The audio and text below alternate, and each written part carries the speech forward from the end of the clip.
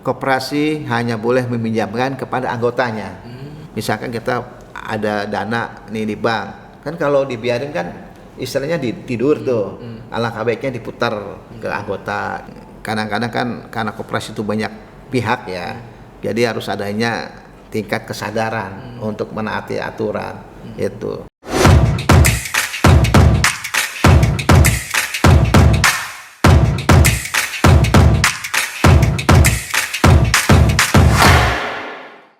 Kembali lagi bersama saya Aditya Ramadan dalam tayangan podcast Radar Banten.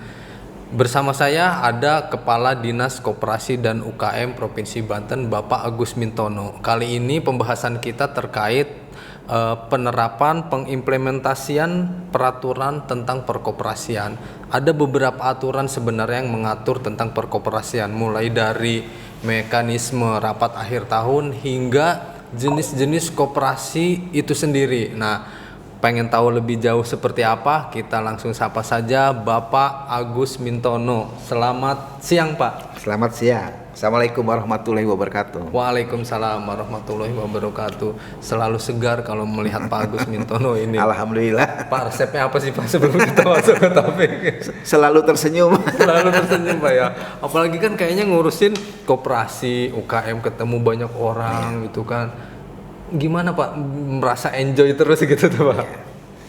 Ya alhamdulillah, yang penting kita bisa bermanfaat untuk orang banyak. Walaupun kita ibaratnya kecil, tapi kalau kita memberikan manfaat untuk orang lain itu suatu anugerah buat saya seperti itu. Satu lagi mungkin kerjaan tidak dijadikan beban kali, Pak. Karena lihat Pak Agus itu selalu happy gitu bawaannya. Enjoy aja. Iya. Padahal sobat podcast Radar Banten, kalau berbicara perkoperasian, beberapa waktu lalu Dinas Koperasi ini baru melaksanakan kegiatan pelatihan implementasi penerapan peraturan perkoperasian. Nah, yang banyak di situ yang mencuat. Satu yang jadi pertanyaan saya tadi sempat kita berbincang di belakang, bahwa seperti apa sih sebenarnya aturan pertanggungjawaban ketika lembaga koperasi ini akhir tahun melaksanakan RAT. Mengacu aturan apa saja, kemudian apa yang boleh dilakukan dan tidak boleh dilakukan. Mungkin lebih ke mekanisme RAT dulu kali, Pak, ya. Sebenarnya seperti apa sih, harus wajib tidak sih, Pak, RAT itu dilakukan oleh sebuah koperasi, Pak? Ya. Terima kasih Bang Adit terkait dengan katakanlah aturan-aturan yang mesti ditaati oleh para pengurus dan anggota koperasi. Mungkin diantaranya yang tadi Bang Adit sampaikan terkait wajib sebuah koperasi itu melaksanakan rapat anggota tahunan minimal 1 tahun sekali, minimal tuh, yaitu di bulan Januari. Atau paling lambat 30 hari, paling lambat 6 bulan setelah tutup buku. Seandainya tutup buku itu tanggal 31 Desember, maka paling lambat akhir bulan Juni itu udah harus mengadakan rapat anggota tahunan. Sedangkan tujuan dari rapat anggota tahunan adalah mengevaluasi kinerja para pengurus, terus juga menetapkan rencana 1 tahun ke depan. Kegiatan-kegiatan apa, apakah usaha-usaha apa yang akan dilakukan oleh pihak koperasi untuk 1 tahun ke depan. Manakala suatu koperasi tidak melaksanakan rapat anggota tahunan, maka otomatis dia tidak bisa mengevaluasi pengurus koperasi dan tidak merencanakan 1 tahun ke depan apa yang akan dilaksanakan. Terutama di bidang, kalau itu koperasi produksi, dia akan menghasilkan apa dalam 1 tahun ke depan, bagaimana caranya, bagaimana katakanlah peralatannya, gitu. Itu harus dibicarakan di katakanlah dipersiapkan di RAT itu. Nah, secara aturan tegas itu, Pak, diatur, Pak, bahwa wajib melaksanakan RAT itu, Pak. Iya, di peraturan sangat jelas. Dan apabila suatu koperasi tidak melaksanakan RAT, maka disebut koperasi itu pasif. Pasif, ya. Ya. Bukan koperasi bodong, bukan, Pak? Bukan, pasif. Karena dia berizin. Itu. Jadi wajib. Jadi melihat koperasi sehat tidaknya diantaranya dia itu harus aktif. Artinya dia melaksanakan setidak-tidaknya 1 tahun sekali melakukan rapat anggota tahunan. Biasanya di RAT itu termasuk pembagian sisa hasil usaha Pak ya? Betul Pak? Iya, di antaranya besarannya kan juga harus dibicarakan di situ. Jadi kalau tidak ada RAT secara otomatis tidak bisa itu hasil usahanya dibagikan Iya, gitu ya? kan ada kesepakatan anggota. Karena itu anggota atau katakanlah perwakilan dari anggota gitu. Kalau misalnya nggak semua hadir karena berhalangan, bisa dikatakan surat kuasa untuk menghadiri RAT tersebut atas nama yang diwakili itu. Pak, ada berapa jenis koperasi sih Pak sebenarnya Pak? Kan kita taunya nih ya koperasi itu cuma simpan pinjam Iya. aja udah tok gitu. Iya. Ya, terima kasih. Koperasi antara lain terdiri dari jenis-jenis koperasi seperti koperasi serbaguna, koperasi produsen, koperasi konsumen, koperasi produksi, koperasi simpan pinjam. Di antaranya ada 5 itu. Gitu. Jadi ketika itu koperasi produksi tidak bisa melakukan simpan pinjam tuh Pak? Nggak bisa, karena kan di anggaran dasarnya sudah jelas itu apa operasionalnya gitu. Nah, simpan pinjam sendiri apakah khusus untuk anggota atau boleh Pak untuk pihak lain di luar anggota Iya. pinjam lah gitu? Iya, sesuai dengan ketentuan bahwa yang tertera pada Permenkop nomor 2 tahun 2017 tentang perubahan dari Permenkop nomor 15 tahun 2015 tentang usaha simpan pinjam oleh koperasi, secara tegas dinyatakan bahwa koperasi hanya boleh meminjamkan kepada anggotanya. Jadi meminjamkan di luar anggota itu satu pelanggaran. Itu jadi nggak boleh. Ada sanksinya berarti Pak? Tentu ada sanksinya, sanksi administrasi, teguran, sampai nanti kalau memang dalam tahapan tertentu ada proses kan, nah bisa dicabut izin usaha Apa sih Pak yang dikhawatirkan kalau itu dipinjamkan ke orang di luar anggota koperasi Pak? Kan secara tegas di Undang-Undang Perbankan pihak-pihak yang boleh katakanlah bertransaksi pinjam meminjam uang itu hanya bank. Ya. Itu untuk di luar anggotanya, untuk masyarakat luas lah. Tapi kalau koperasi boleh, tapi hanya untuk kesejahteraan anggotanya. Itu bedanya. Jangan sampai disebut rentenir Pak ya. Khawatir nanti disalahgunakan seperti yang mungkin terjadi di beberapa tempat. Jadi istilahnya mereka mengatasnamakan koperasi, tapi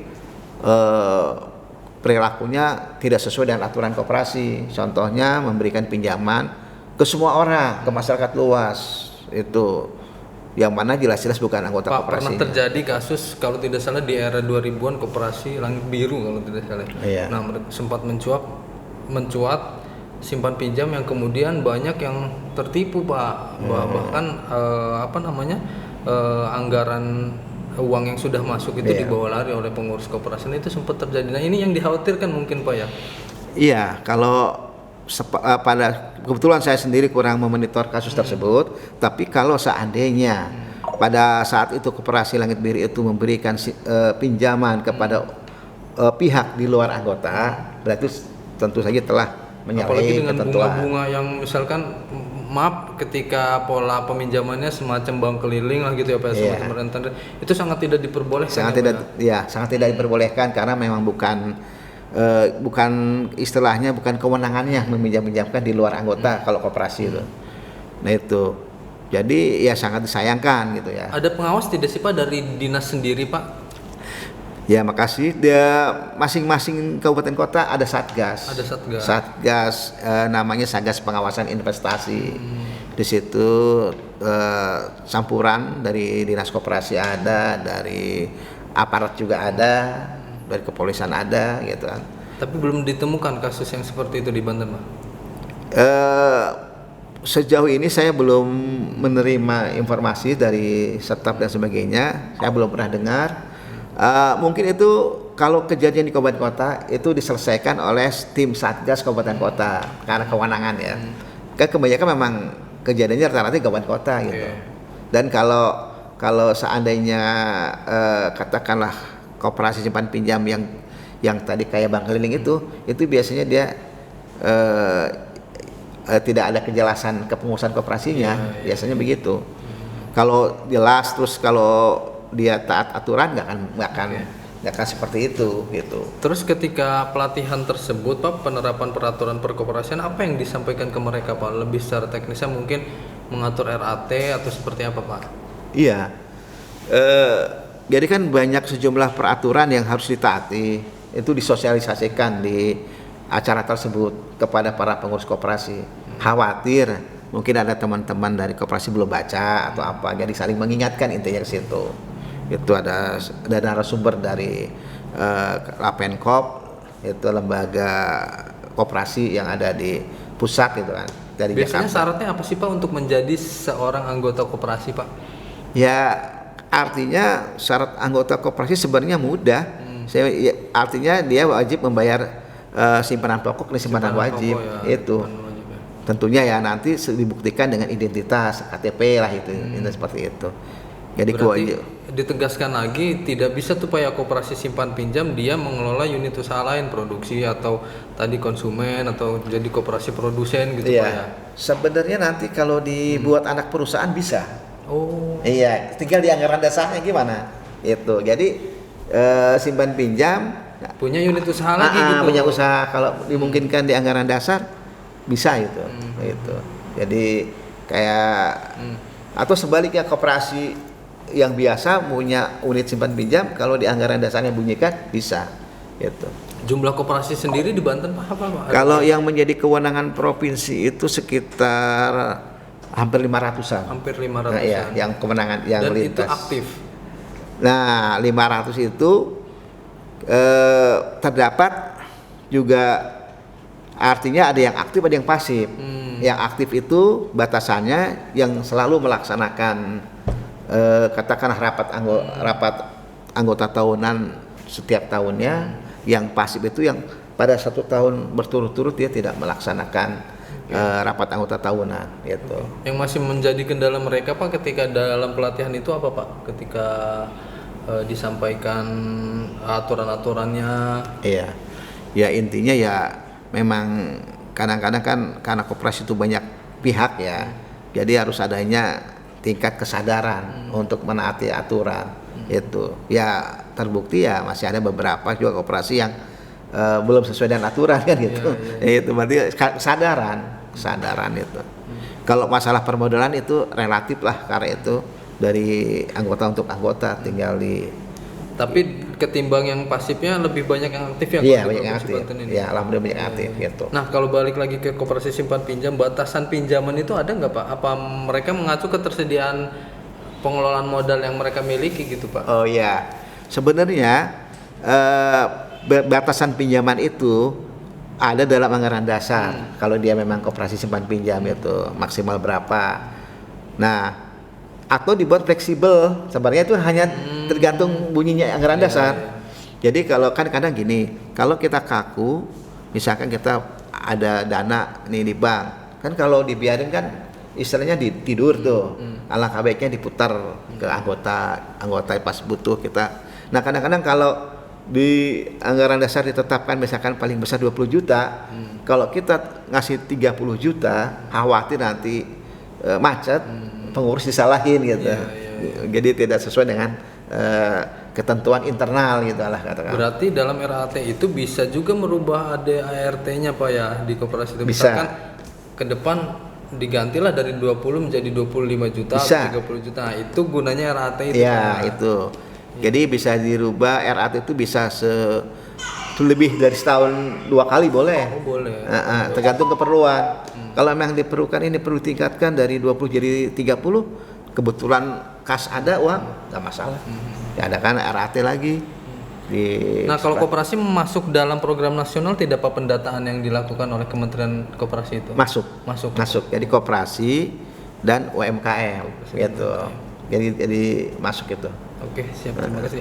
Mudah-mudahan sukses juga nih Pak pendataan yang tengah dilakukan Dinas Koperasi, mensukseskan program Kementerian Koperasi ke depan agar keberadaan koperasi di Provinsi Banten makin, tentunya mereka kan punya unit-unit usaha juga gitu Pak yang mampu menggerakkan roda perekonomian kita mulai dari terendah sampai dengan perekonomian tingkat provinsi Banten. Amin, amin. Terima kasih Pak atas kehadirannya sudah berbincang di podcast Radar Banten. Lain waktu kita undang tentunya bersama pelaku UKM nih Pak di sini Siap, Pak, kita insyaallah, hadirkan. ya. Oke, terima kasih Sobat Podcast Radar Banten. Akhir kebersamaan kita. Saya Aditya Ramadan mohon pamit. Jangan lupa saksikan tayangan ini di channel YouTube Radar Banten Official. Terima kasih. Assalamualaikum warahmatullahi wabarakatuh. Waalaikumsalam warahmatullahi wabarakatuh.